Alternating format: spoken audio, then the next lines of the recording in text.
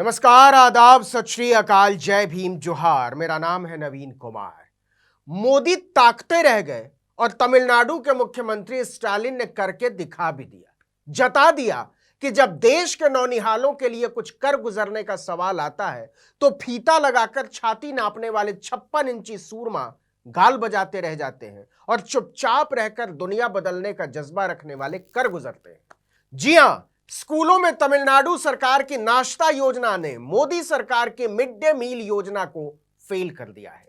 मोदी सरकार ने सरकारी स्कूलों में बच्चों को नाश्ता देने में हाथ क्यों खड़े किए थे, इसके बारे में बताएंगे तो आपको झटका लग सकता है, लेकिन आपको बताएंगे जरूर।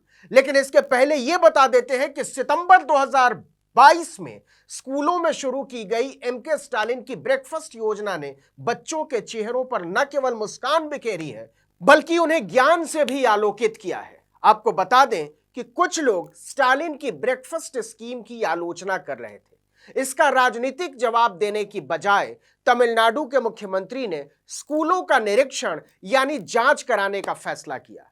जब शिक्षा विभाग ने स्कूलों का निरीक्षण किया, इंस्पेक्शन किया, तो उसमें जो आंकड़े सामने आए उसने सभी को हैरान कर दिया। आंकड़ों में सामने आया कि स्टालिन की इस नई योजना से सरकारी स्कूलों में बच्चों की हाजिरी में इजाफा हुआ है, यानी अब ज्यादा बच्चे स्कूल आ रहे हैं, ज्यादा देर तक स्कूलों में रुक रहे हैं और पढ़ाई में भी ज्यादा मन लगा रहे हैं। आपको बता दें कि कुल 1545 सरकारी प्राथमिक विद्यालयों में यह जांच कराई गई थी। आपको हैरानी हो सकती है कि केवल 6 को छोड़कर सभी स्कूलों में ब्रेकफास्ट स्कीम लागू करने के बाद हाजिरी में बढ़ोतरी देखी गई। मतलब 1539 स्कूलों में योजना जबरदस्त कामयाब रही। जी हां, ठीक सुना आपने। और यह कमाल है स्टालिन के द्रविडियन मॉडल का। इसे 6 महीने पहले यानी सितंबर 2022 में ही शुरू किया गया था। इस योजना को शुरू करते हुए स्टालिन ने दावा किया था कि उनका द्रविडियन मॉडल केंद्र सरकार की मिड डे मील योजना से बेहतर है, और स्टालिन ने जो कहा था वो सच साबित हुआ।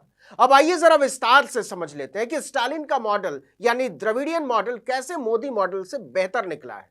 यह तो हमने आपको बता ही दिया कि 1545 सरकारी प्राथमिक विद्यालयों में से केवल 6 को छोड़कर सभी में बच्चों की उपस्थिति में वृद्धि हुई है। सरकार के अध्ययन से पता चला है कि जिन 1545 स्कूलों में ब्रेकफास्ट योजना शुरू की गई, उनमें से 1086 स्कूलों में बच्चों की हाजिरी 20% से ज्यादा बढ़ी और 22 स्कूलों में तो 40% से ज्यादा, मतलब बच्चों की संख्या लगभग 1.5 गुना हो गई।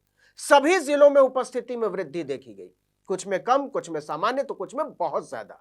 अब बात करें तमिलनाडु के मुख्यमंत्री की ब्रेकफास्ट योजना की, तो इस समय योजना में 1.5 लाख छात्र शामिल हैं। राज्य ने घोषणा की है कि इस योजना से इस साल जून तक कुल 17 लाख छात्रों को जोड़ा जाएगा। इसे राज्य के सभी सरकारी प्राथमिक विद्यालयों में लागू किया जाना है। आपको यह भी बता दें कि डीएमके के नेतृत्व वाली सरकार ने इस योजना की शुरुआत करने से पहले बाकायदा सर्वे कराया था। इससे पता चला कि सरकारी स्कूलों में आने वाले कई बच्चे सुबह बिना खाना खाए आते हैं। इसकी वजह उनके घर का तनावपूर्ण माहौल या फिर परिस्थितियां हैं, या फिर जिन बच्चों के माता पिता दोनों ही काम पर जाते हैं उन्हें खाना पकाने का समय नहीं मिलता। सर्वे के दौरान कई चीजें सामने आई जिनको ध्यान में रखकर सरकार ने सितंबर 2022 में इस योजना की शुरुआत की थी। योजना शुरू होने के बाद जब शिक्षा विभाग ने स्कूलों का अध्ययन किया और जो आंकड़े सामने आए, उसने बता दिया कि इस योजना से मिड डे मील के मुकाबले ज्यादा फायदा हो रहा है। अध्ययन से पता चला कि नाश्ता योजना दोपहर के भोजन से ज्यादा असरदार साबित हो रही है। एक बात और, मुख्यमंत्री एमके स्टालिन ने योजना की शुरुआत के दौरान प्रधानमंत्री नरेंद्र मोदी पर चुटकी लेते हुए कहा था कि बच्चों के मुफ्त नाश्ते का प्रावधान कोई फ्रीबी यानी मुफ्त की रेवड़ी नहीं है। यह सुनिश्चित करना सरकार का सबसे महत्वपूर्ण कर्तव्य है कि कोई बच्चा भूखा न रहे। अब अगर योजना के लिए तय की गई राशि की बात करें तो वर्तमान में यह प्रत्येक छात्र 12 रुपए 75 पैसे है। कुल मिलाकर यह रकम 33 करोड़ 56 लाख रुपए बनती है। 1545 स्कूलों में से 417 शहरों में, 163 कस्बों में, 728 ग्रामीण इलाकों में और 237 दूर दराज के पहाड़ी क्षेत्रों में स्थित हैं।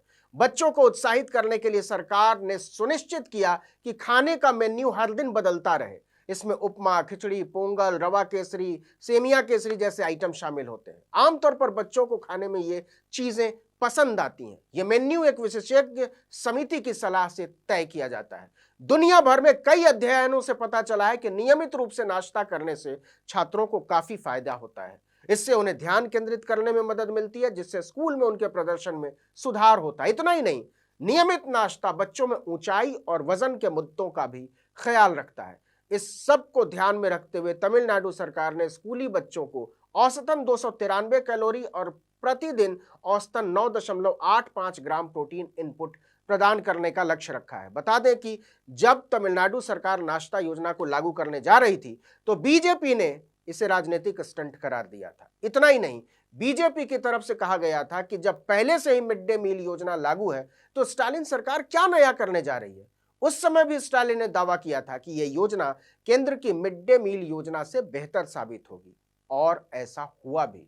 गौरतलब है कि मिड डे मील की शुरुआत 1956 में कांग्रेस के शासनकाल में की गई थी। इसका उद्देश्य गरीब बच्चों को स्कूल तक लाना था। सरकार का मानना था कि बच्चों को स्कूल में खाना मिलेगा तो वो स्कूल आएंगे, और इस तरह देश में साक्षरता और शिक्षा बढ़ेगी। इसके बाद योजना में समय समय पर कई बदलाव किए गए। अलग अलग राज्यों में अलग अलग सरकारों ने इसे अलग अलग तरीके से लागू किया। बाद में पूरे देश में इसे समान रूप से एक नीति के तौर पर आगे बढ़ाया गया।